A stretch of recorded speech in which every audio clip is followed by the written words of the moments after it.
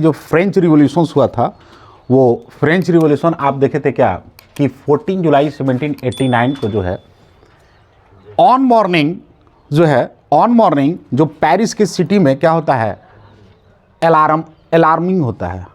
अब अलार्मिंग क्या होता है कि अलार्मिंग ये होता है कि जो किंग्स है वो अपना क्या भेजता है, ट्रूप भेजता है। ट्रूप क्यों भेजता है? तो ट्रूप इसलिए भेजता है क्योंकि फ्रांस में क्या हुआ था, फ्रांस में वहाँ पर एक इंसिडेंट होता है, सबसिस्टेंस क्राइसिस होता है। अब सबसिस्टेंस क्राइसिस क्या होता है? तो सबसिस्टेंस क्राइसिस में क्या होता है कि लोग जो है वो उनका जो बेसिक नीड्स होता है, खास करके वहाँ पर बेसिक नीड्स में हम क्या देखते हैं, ब्रेड्स देखते हैं। लोगों को ब्रेड्स नहीं मिल रहा था, खाने के लिए नहीं मिल रहा था, और अचानक से जो लुई 16 था उसने क्या कर दिया, लुई 16 जो है टैक्स इम्पोज कर देता है, जिसके वजह से क्या होता है, लोगों में एंगर होता है और वो उस पर क्या कर देते हैं, उस पर रिटेलिएट कर देते हैं। आप देखेंगे आगे हम लोग इसमें पढ़ेंगे। ये तो अभी क्या है, आपका ट्रेलर टाइप का है, ये बता रहा है, जो शुरुआत का जो पैराग्राफ्स है उसमें बताना चाह रहा है कि जो 14 जुलाई जो है वो ऑन मॉर्निंग जो है पेरिस के जो सिटी है उसमें अलार्मिंग होता है, उसके बारे में बता रहा है। तो अलार्मिंग क्यों होता है ये हम लोग आगे पढ़ेंगे, बट अभी हम लोग देख रहे हैं कि अलार्मिंग होता है।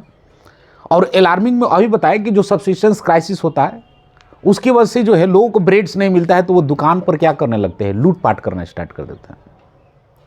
अब लूटपाट के जो केसेस होते हैं उस केस को दबाने के लिए, उसी चीज़ को दबाने के लिए जो था वो लुई 16 क्या करता है, अपने आर्मी यानी ट्रूप भेजता है सिटी में। लेकिन अचानक से क्या होता है कि उसमें रूमर फैला दिया जाता है।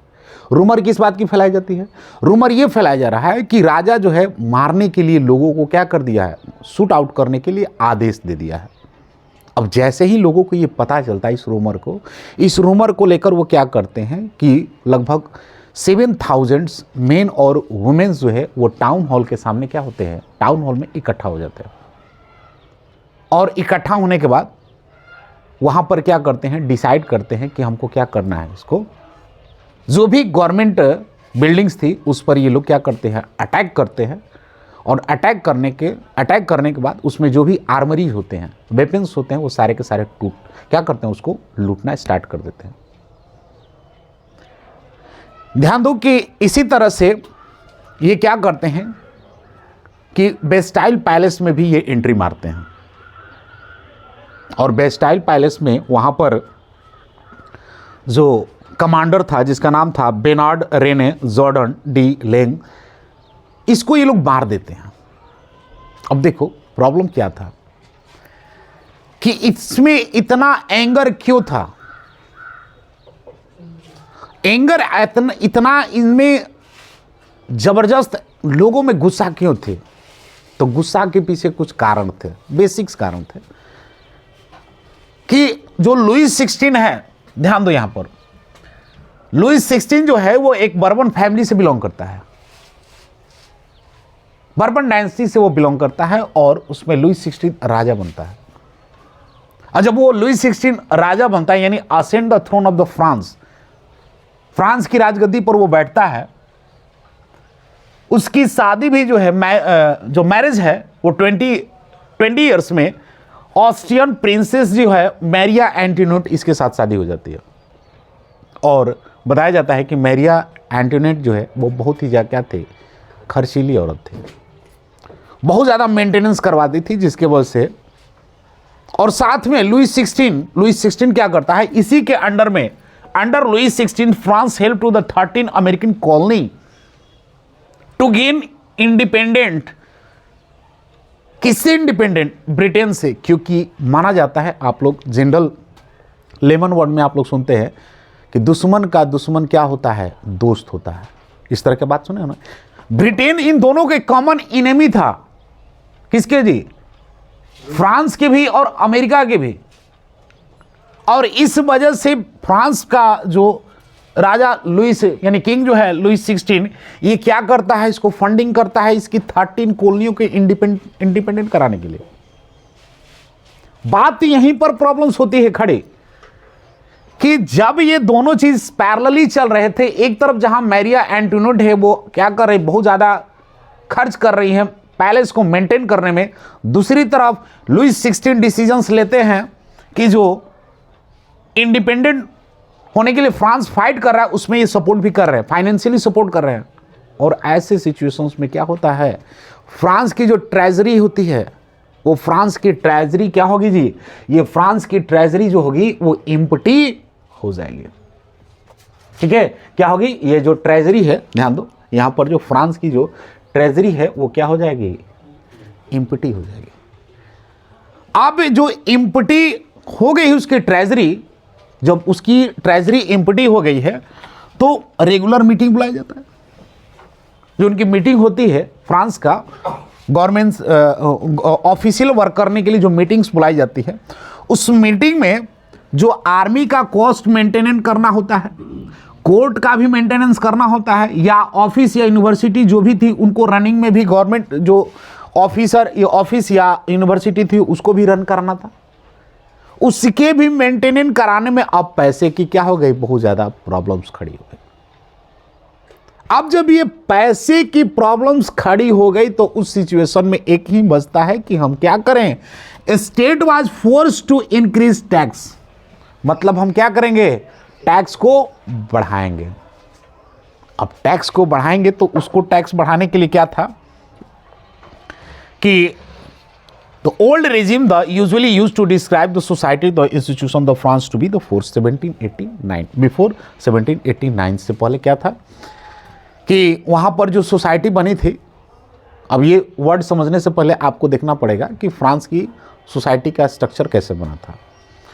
तो फ्रांस की सोसाइटी का आप स्ट्रक्चर देखेंगे तो जो सबसे टॉप पर है वो कौन सा है, क्लर्जी है।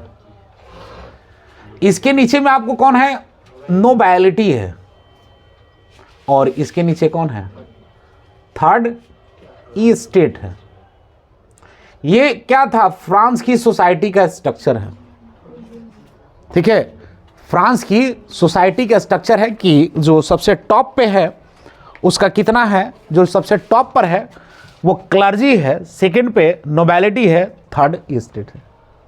अब इस सोसाइटी को थोड़ा सा और ध्यान से समझें कि इसका पॉपुलेशन वाइज देखेंगे क्लर्जी का फ्रांस में, तो यहां पर इनका पॉपुलेशन केवल 1% मिलेंगे।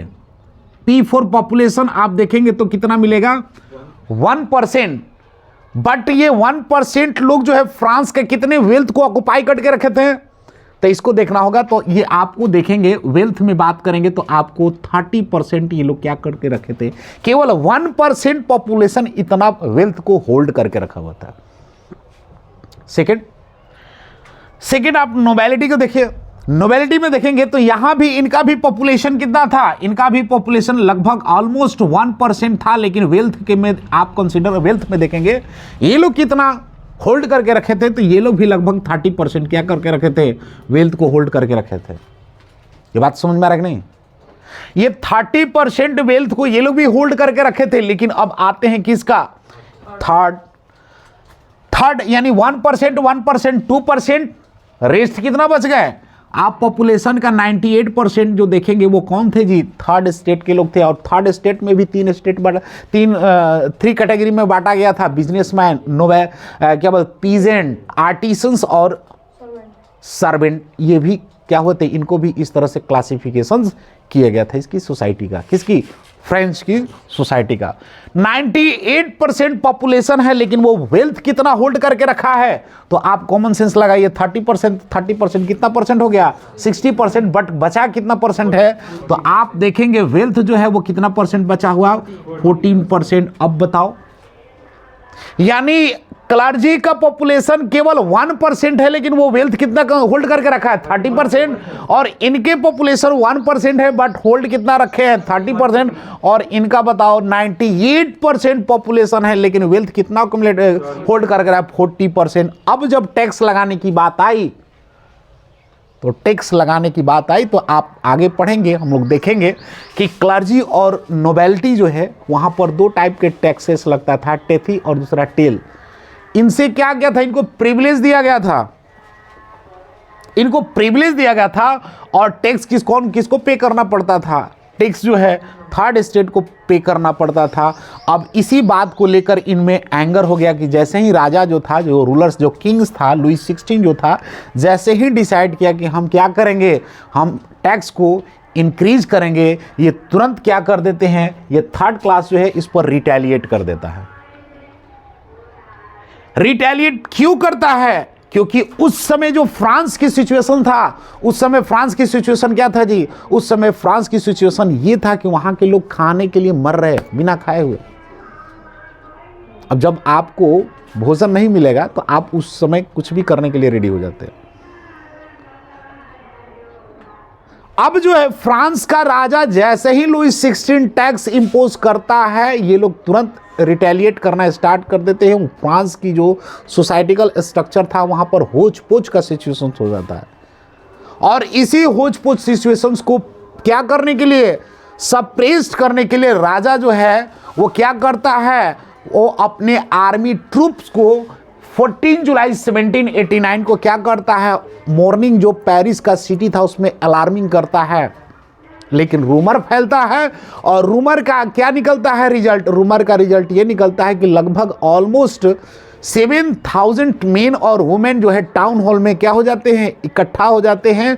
और जो भी फ्रांस के पेरिस में जो भी गवर्नमेंटल ऑफिस था जहां पर इनको लगा कि यहां पर आर्मरी हो सकता है, उस पर ये लोग अटैक करते हैं और वहां से वो चीज़ों को क्या करते हैं, लेकर निकल जाते हैं। इसी तरह से क्या होता है कि बेस्टाइल पैलेस में भी ये लोग एंट्री मारते हैं। इनको लगता है कि यहां भी हो सकता है।